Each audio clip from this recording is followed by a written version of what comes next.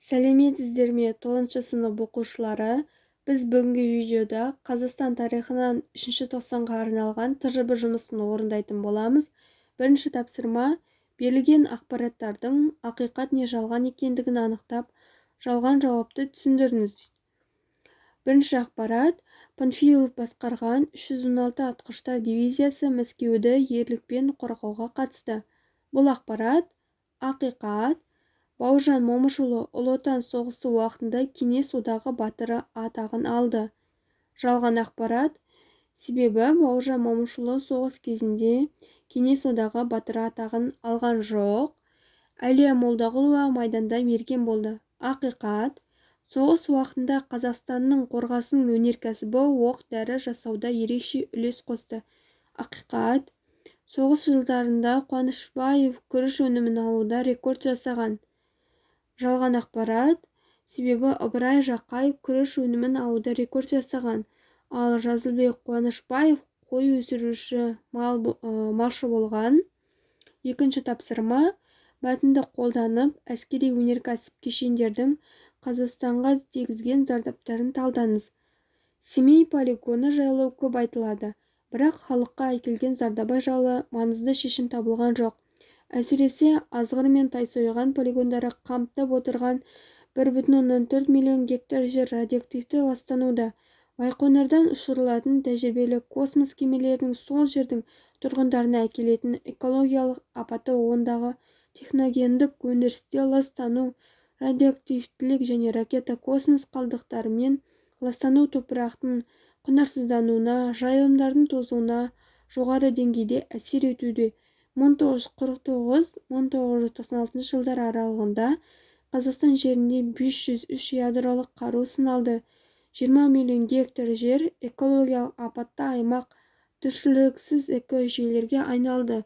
Бұл апат 3,4 миллион адам тұратын елді мекендерді қамтыды. Сондағы тұрғын халықтың болашағы қандай? Олардың ұрпақтары қандай зардап шегіп отыр? Саяси салалары. Салалардың саяси саласы зардабы: қырғи-қабақ соғыс әсерінен әскери кешендер салынып, ұлттық мүдде ескерілмеді. КСРО қаруын сынау үшін маңызды базаға айналды. Экономиканың зардаптары: ауыр өнеркәсіп әскери және шикізаттық бағыда дамыды. Әлеуметтік: жергілікті жастардың мамандар даярлау ісіне аз назар аударылып, кәсіби мамандардың жетіспеушілігі сезілді. Экологиялық зардаптары: зиянды радиоактивті заттар топырақты, суды бүлдіріп, адам денсаулығына залал келтірді. Демографиялық зардаптары: адам шығыны көп болды. Қорытынды: әскери өнеркәсіп кешендері Қазақстанға халқының табиғаты мен денсаулығына өте үлкен зиян тигізді. Үшінші тапсырма: сталиндік кезеңнің ерекшеліктері. Жеке басқа табынушылық, қуғын-сүргіннің жалғасуы. Жылымық кезеңнің ерекшеліктері: жеке басқа табынушылықты ашық сынау, тоталитарлық режимнің құрбандарын ақтау үрдісі басталуы. Қорытынды: жеке кезеңде де коммунистік қоғам құру мақсаттарын жариялау, әміршіл-әкімшіл жүйе үстемдік етті. Екінші қорытындысы: Қазақстанның қоғамдық саяси дамуына қолайсыз ықпал етіп, ауыр зардаптарға әкелді. Төртінші тапсырма: әміршіл-әкімшіл саясатқа қарсы халық наразылықтары туралы сұрақтарға жауап беріңіз. 1960 жылдары құрылған Жас тұлпар қазақ жастар ұйымының маңызын түсіндіріңіз. Жас тұлпар қоғамдық ұйымы ККП-ның ұлттық саясатының негізгі ережелерін қайта қарауды талап етіп, саяси ағартушылық қызметпен айналысты. 1970 жылғы Целиноградтағы оқиғалардың себептерін анықтаңыз. Бірінші себебі: Қазақстан аумағында неміс автономиясын құру туралы шешімнің қабылдануы. Екінші себебі: ұлттық мүддемен санаспай, территориялық тұтастықты бұзуға әрекет жасалынуы. Келесі 5-ші тапсырма: Олжас Сүлейменовтің «Аз-и-Я» атты кітабы бойынша сұрақтарға жауап беріңіз. Олжас Сүлейменовтің «Аз-и-Я» атты кітабының мазмұны қандай? Автор кітабында ежелгі орыс әдебиетінің белгілі ескерткіші Игорь жасағы туралы жыр славян және түркі этникалық әлемінің шекарасында пайда болып, онда екі көршілес мәдениеттің шындығын үйлесімді бейнелегені туралы қорытындыға келді. Бұл еңбек кеңес үкіметінің идеологиясына неге сай болмады? Партияның ұлтшыл идеологтары үшін Олжас Сүлейменов жасаған қорытынды дөрекі, ақылға сыйымсыз болып көрінді. Азия атты кітабының маңыздылығы неде? Азия кітабы түркі этникалық тайпалардың қалыптасуын, ерте дәуірден басталуын көрсетеді. Қазақстандағы ғылыми-тарихи ойдың дамуына ықпал етті. 6-шы тапсырма. Кестеде 1946-1985 жылдардағы білім мен ғылым саласындағы мемлекеттік саясатқа баға беріңіз.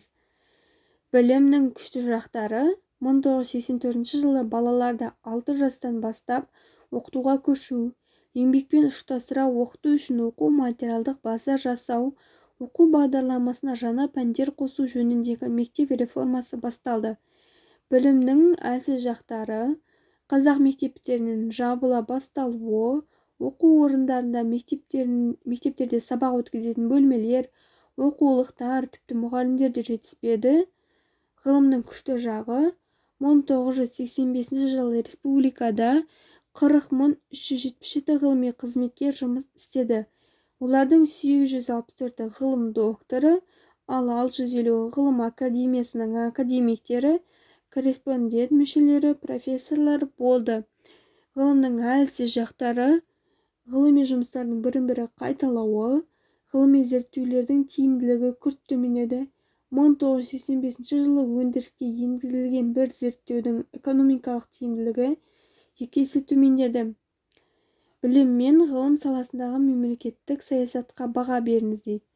Мәдени салалардың мәселелерін жете бағаламау, олардың дамуына қаржыны қалдықты принцип бойынша бөлу, республика мәдениетінің кең көлемде дамуына өзінің теріс әсерін тигізді. 2.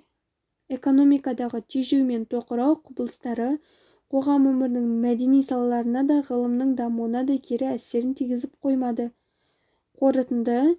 Бұл кезеңдегі жетістіктер екіұдай әсер қалдырды.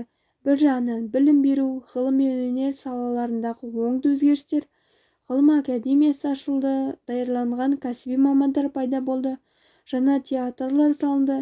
Екінші жағынан партиялық өктемдік еркін шығармашылыққа бөгет жасап, жағымсыз құбылыстар туғызды. Осымен тжб жұмысы аяқталды. Каналға тіркеліп, видеоны достарыңызбен бөлісе кетіңіздер.